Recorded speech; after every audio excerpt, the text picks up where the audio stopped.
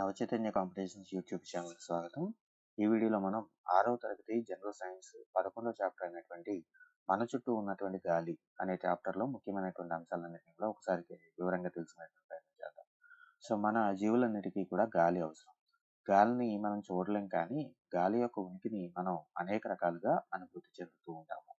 ఆకులు కదలడము, దండంపై వేలాడుతున్నటువంటి బట్టలు కదలడము, ఫ్యాన్ పై వేసినటువంటి తెరిచినటువంటి పుస్తకంలో పేజీలు కదలడము, ఫ్యాన్ వేసి ఉన్నప్పుడు తెరిచిన పుస్తకంలో ఉన్నటువంటి పేజీలు కదలడం మొదలైనటువంటివన్నీ కూడా గాలి యొక్క ఉనికికి ప్రదర్శనలుగా చెప్పవచ్చు.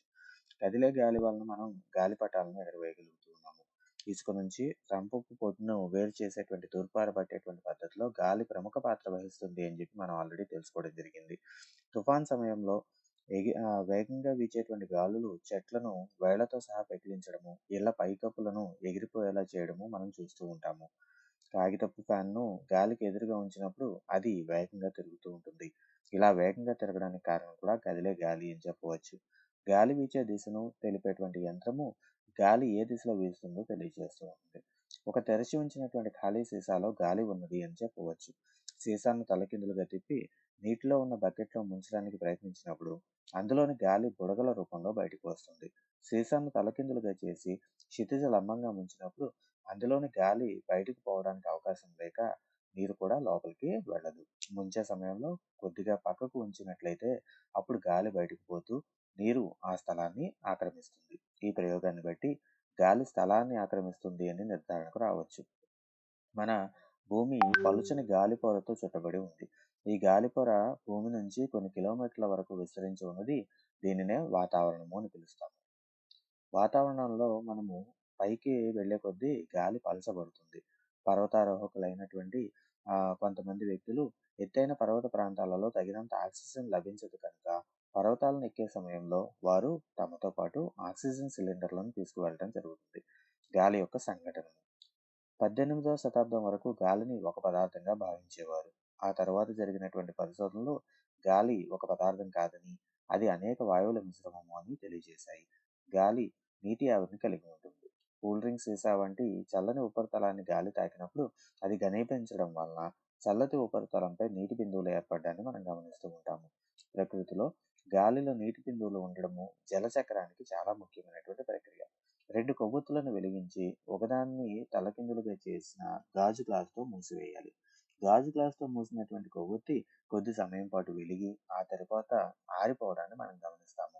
గాజు పాత్రలో మండుటకు సహకరించేటువంటి ఆక్సిజన్ వాయువు పరిమితంగా ఉన్నందున ఆక్సిజన్ ఉన్నంత వరకు కొవ్వొత్తి వెలుగుతూ ఉంటుంది. ఆ తర్వాత ఆరిపోతుంది. రెండో కొవ్వొత్తికి బయట ఉన్నందువలన తగినంత ఆక్సిజన్ నిరంతరాయంగా లభిస్తుంది కనుక అది ఎప్పటికీ వెలుగుతూనే ఉంటుంది.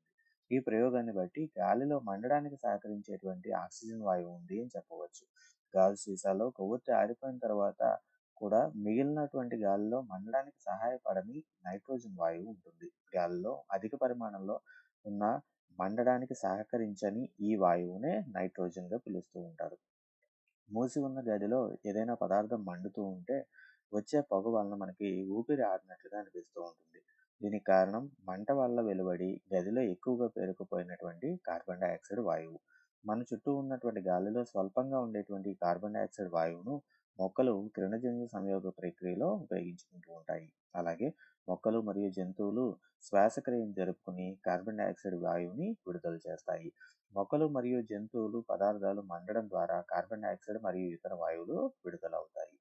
మనం పరిసరాలను కలుషితం చేసే విధంగా ఎండుటాకులు, వ్యర్థ పదార్థాలను మండించకపోవడం మంచిది. ఇంధనాలను మండించడం ద్వారా పొగ ఉత్పత్తి అవుతూ ఉంటుంది. ఈ పొగలో మనకి హాని కలిగించేటువంటి వాయువులైన కొన్ని వాయువులు ఉంటాయి. దాంతో పాటుగా సూక్ష్మ ధూళి రేణువులు కూడా ఉంటూ ఉంటాయి. పరిశ్రమల్లో ఎత్తైన పొగగట్టాలు ఎక్కువ సంఖ్యలో హానికరమైనటువంటి వాయువులను విడుదల చేస్తూ ఉంటాయి. చీకటిగా ఉన్నటువంటి గదిలో సూర్యకాంతి కొద్దిగా ప్రసరించేలాగా తలుపు లేదా కిటికీని తెరిచి ఉంచినట్లయితే ఆ చీలిక గుండా ప్రసరించేటువంటి సూర్యకాంతి కిరణాల వల్ల గదిలో ధూళి కణాలు మెరుస్తూ కనిపిస్తూ ఉంటాయి.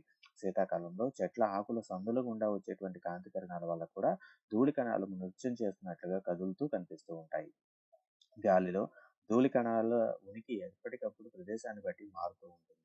మనం శ్వాసించే సమయంలో ముక్కు రంధ్రాల గుండా గాలిని పీల్చుకున్నప్పుడు ముక్కులో గల సూక్ష్మమైనటువంటి వెంట్రుకలు, శ్లేష్మము శ్వాస వ్యవస్థలోకి ధూళి కణాలు వెళ్లకుండా అడ్డుకుంటూ ఉంటాయి. రద్దీగా ఉండేటువంటి కూడల్లో ట్రాఫిక్ డ్యూటీ చేసేటువంటి పోలీసులు మాస్క్‌ను ధరించడం ద్వారా ఈ దుమ్ము, ధూళి నుంచి రక్షణ పొందుతూ ఉంటారు. గాలిలోని నీటి ఆవిరి, ధూళి కణాలతో పాటు కొన్ని వాయువులు కూడా ఉంటూ ఉంటాయి. గాలిలో ఉండే వాయువుల్లో ప్రధానంగా నైట్రోజన్, ఆక్సిజన్, కొద్ది మోతాదులో కార్బన్ డయాక్సైడ్ ఉంటాయి. గాలిలో నైట్రోజన్, ఆక్సిజన్ కలిసి 99% వరకు ఉంటే, కార్బన్ డయాక్సైడ్, నీటి ఆవిరి మరియు ఇతర వాయువులన్నీ కలిసి 1%లో ఉంటూ ఉంటాయి. గాలి యొక్క సంఘటనము లేదా గాలిలో ఉండేటువంటి వాయువుల శాతము ప్రాంతాన్ని బట్టి మారుతూ ఉంటుంది. పారదర్శకంగా ఉండేటువంటి కిటికీ అద్దాన్ని కొద్ది రోజుల పాటు తుడవకపోయినట్లయితే గాలిలో ఉండేటువంటి దుమ్ము, ధూళి వలన అది మసకబారినట్లుగా కనిపిస్తూ ఉంటుంది. అగ్ని ప్రమాదం జరిగినప్పుడు మండుతున్నటువంటి వస్తువుపై ఉన్ని దుప్పటిని కప్పడం ద్వారా మంటకు ఆక్సిజన్ సరఫరా నిలిపివేసి మంటను ఆర్పివేయడం జరుగుతుంది. నీటిలో, నేలలో నివసించేటువంటి జీవులకు ఆక్సిజన్ లభ్యత. ఒక గాజు లేదా లోహపు పాత్రను తీసుకుని దాన్ని త్రిపాదిపై ఉంచి వేడి చేసినట్లయితే నీరు మరగడం ప్రారంభమైన తర్వాత చిన్న చిన్న గాలి బుడగలు ఏర్పడటాన్ని మనం గమనిస్తూ ఉంటాము. ఈ గాలి బుడగలు నీటిలో కరిగి ఉన్న గాలి వలన ఏర్పడుతూ ఉంటాయి. నీటిని వేడి చేయడం ప్రారంభించిన వెంటనే అందులోని గాలి బుడగల రూపంలో బయటకు వస్తుంది. నీటిని మరింతగా వేడి చేస్తూ పోతే నీరు వేడికి చివరికి నీటి ఆవిరిగా మారుతుంది. నీటిలో కరిగి ఉన్నటువంటి గాలిలోని ఆక్సిజన్ను జలచరాలు వినియోగించుకుంటూ ఉంటాయి. ఒక బీకరు లేదా గ్లాసులో కొంచెం పొడి మట్టిని తీసుకుని అందులో నీటిని పోస్తే నెమ్మదిగా బుడగల రూపంలో గాలి బయటకు రావడాన్ని మనం గమనిస్తూ ఉంటాము. మట్టిలో జీవిస్తున్నటువంటి జీవులు కూడా మట్టి కణాల మధ్య ఉండేటువంటి గాలిలో ఉండేటువంటి ఆక్సిజన్ని వినియోగించుకుంటూ ఉంటాయి. నేలలో నివసించేటువంటి జీవులు, మొక్కల వేర్లు ఈ గాలిని శ్వాసిస్తాయి. మట్టిలో నివసించేటువంటి జంతువుల వలన అనేక బొరియలు, రంధ్రాలు నేల లోతుల్లో ఏర్పడుతూ ఉంటాయి. ఈ బొరియలే మట్టి లోపలికి, బయటికి గాలి చలించడానికి అవసరమైనటువంటి ఖాళీ ప్రదేశాలను ఏర్పరుస్తూ ఉంటాయి. భారీ వర్షాల సమయంలో మట్టిలోని ఈ గాలి నిండినటువంటి ప్రదేశాలన్నీ నీటితో నిండిపోతూ ఉంటాయి. ఈ పరిస్థితుల్లో మట్టిలో నివసించేటువంటి జంతువులన్నీ శ్వాసక్రియ కోసం బయటకు వస్తూ ఉంటాయి. వర్షాలు పడే సమయంలో వానపాములు బయటకు రావడానికి కూడా ప్రధాన కారణంగా చెప్పవచ్చు. వాతావరణంలో తిరిగి ఆక్సిజన్ భర్తీ కావడం. కోట్ల సంఖ్యలో జీవులు నిరంతరము ఆక్సిజన్ వాయువుని వినియోగించుకుంటున్నప్పటికీ వాతావరణంలో ఆక్సిజన్ వాయువు అయిపోక స్థిరంగా ఉంటుంది. మొక్కలు తమ ఆహారం తయారు చేసుకునేటువంటి సమయంలో గాలిలోని కార్బన్ డయాక్సైడ్ వాయువుని స్వీకరించుకుని ఆక్సిజన్ను విడుదల చేయడం జరుగుతుంది. ఇలా మనం వినియోగించుకునేటువంటి ఆక్సిజన్ కంటే మొక్కలు ఉత్పత్తి చేసేటువంటి ఆక్సిజన్ ఎక్కువ కావడం వలన గాలిలో ఆక్సిజన్ పరిమాణం తగ్గిపోవడం లేదు. మొక్కలు విడుదల చేసే ఆక్సిజన్ను మనం స్వీకరిస్తూ ఉంటే మనం విడిచిపెట్టినటువంటి కార్బన్ డయాక్సైడ్ను మొక్కలు వినియోగించుకుంటూ ఉంటాయి. మొక్కలు లేకుండా జంతువులు జీవించలేవు. ఇది మొక్కలు, జంతువుల మధ్య ఉండేటువంటి ఒక పరస్పర ఆధారాన్ని తెలియజేస్తూ ఉంటుంది. గాలి వలన కలిగేటువంటి ఇతర ప్రయోజనాలు. భూచరాలు, జలచరాలు జీవించి ఉండాలి అంటే గాలి అవసరం. అలాగే గాలి గాలిమరలను తిరిగేలాగా చేస్తుంది. వీటిని ఉపయోగించుకుని బోరుబావి నుండి నీటిని తోడడము, పిండి మరను పనిచేయించడము, విద్యుత్తుని ఉత్పత్తి చేయడము మొదలైనవి చేస్తూ ఉంటాము. పడవలు, గ్లైడర్లు, పారాచూట్లు మరియు విమానాల కదలికకు గాలి సహాయపడుతుంది. గాలి యొక్క ఉనికి వలనే పక్షులు, గబ్బిలాలు, కీటకాలు ఎగరగలుగుతూ ఉన్నాయి. అనేక మొక్కలలో విత్తనాల యొక్క వ్యాప్తికి, పరాగ రేణువుల యొక్క వ్యాప్తికి గాలి సహాయపడుతూ ఉంది.